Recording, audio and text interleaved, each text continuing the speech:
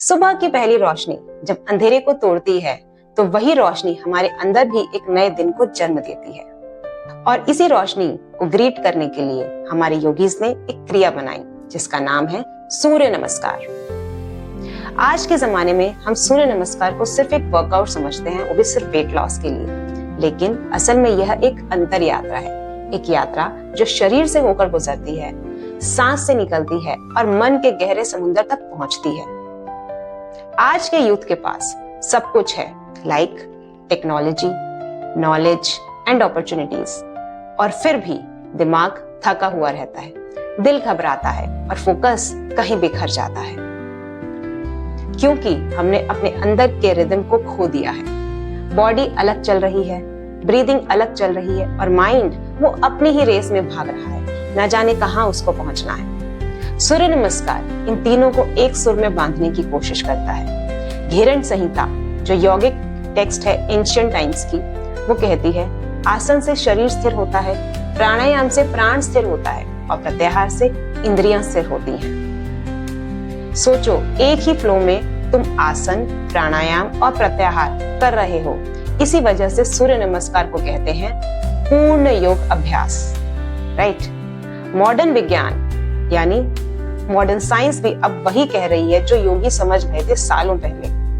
Indian researchers ने देखा कि सूर्य नमस्कार करने के बाद स्टूडेंट्स के हार्ट रेट वेरिएबिलिटी इंप्रूव होते हैं, मतलब उनका बॉडी स्ट्रेस कम होता है, ओशन की तरह शांत होता चला जाता है। एक और स्टडी में यह पाया गया कि जिन स्टूडेंट्स ने रेगुलर सूर्य नमस्कार का प्रैक्टिस किया, उनके फोकस और इमोशनल स्टेबिलिटी में कई ज्यादा बढ़ोतरी देखी गई।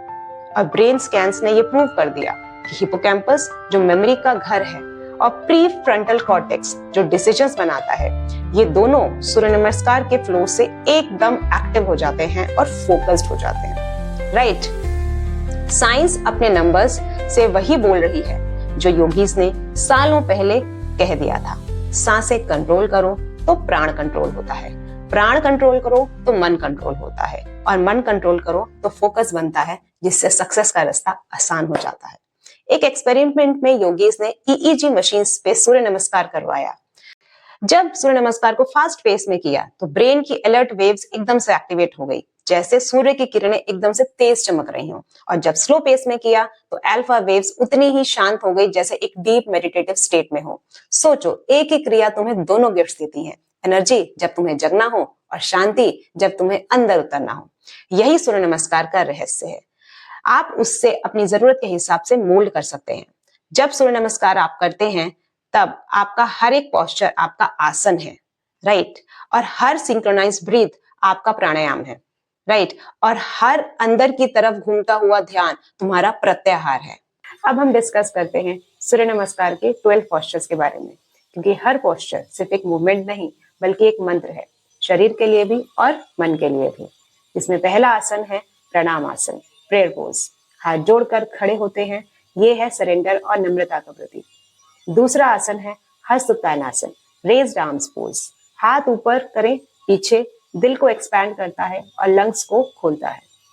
तीसरा आसन है पाद hastasana, hand to foot pose. झुककर पैर को छूना है, ईगो को कम करके ग्राउंडिंग देता है। अश्व संचालन, पैर पीछे, आगे नजर, साहस और करेज का प्रतीक। दंडासन, प्लैंक पोज। सीधा रखना अपनी कमर को, स्टेडीनेस और विल पावर का आसन है ये। 6th आसन है अष्टांग नमस्कार, 8 लिम्ड पोज। 8 अंग जमीन पर, कंप्लीट सरेंडर, ईगो को तोड़ता है। भुजंग आसन, कोबरा पोज। कोबरा की तरह सामने शोल्डर्स को उठाते हुए अवेकनिंग और जागरण का प्रतीक। पर्वत आसन, माउंटेन पोज। उल्टा वी शेप स्टेबिलिटी और क्लैरिटी देता है। अश्व संचालन, अब दोबारा से पैर पीछे, दोनों तरफ का balance. Pada hastasana, hand to foot pose. दोबारा नम्रता और release. Hastottanasana, raised arm pose, expansion और लाइट को रिसीव करने का मूड। दोबारा से प्रणाम आसन जो है 12th पोज, प्रेयर पोज।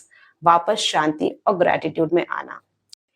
तो ये है सूर्य नमस्कार के 12 स्टेप्स, लेकिन इन्हें सिर्फ बॉडी मूवमेंट मत समझना।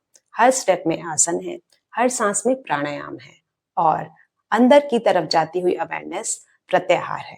इसीलिए इसे कहते हैं पूर्ण योग अभ्यास, जिसमें है आसन, प्राणायाम और प्रत्याहार, जो कि कंप्लीट अवेकनिंग और कंप्लीट शांति के लिए एक शॉर्टकट रास्ता है।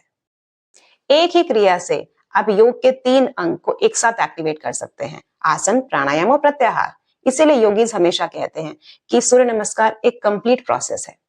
पुराने योग ग्रंथ में साफ कहा गया है कि जब प्राण स्थिर होता है तब मन स्थिर होता है, और जब मन स्थिर होता है तब वही योग की शुरुआत होती है।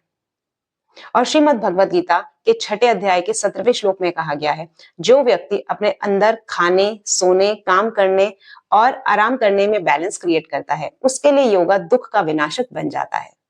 बैलेंस यही तो सूर्य नमस्कार देता है, अंदर और बाहर दोनों में समानता। अब शायद आप सोच रहे होंगे, मैं कैसे शुरू करूं? बहुत सिंपल है। आप शुरुआत कर सकते हैं सिर्फ 6 राउंड्स के साथ, वो भी स्लो पेस में, गहरी सांसों के साथ।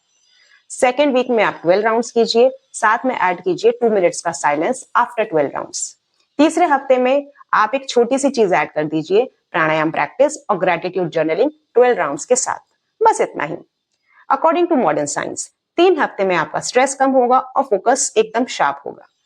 और स्क्रिप्चर्स कहती है, योगा तुम्हें अपने असली स्वरूप के पास ले जाता है। श्रीमद् भगवद गीता के 2 अध्याय के 50वें श्लोक में कहा गया है कि योगा कर्मसु कौशलम, मतलब कर्म की कुशलता ही योग है। Excellence in action is yoga.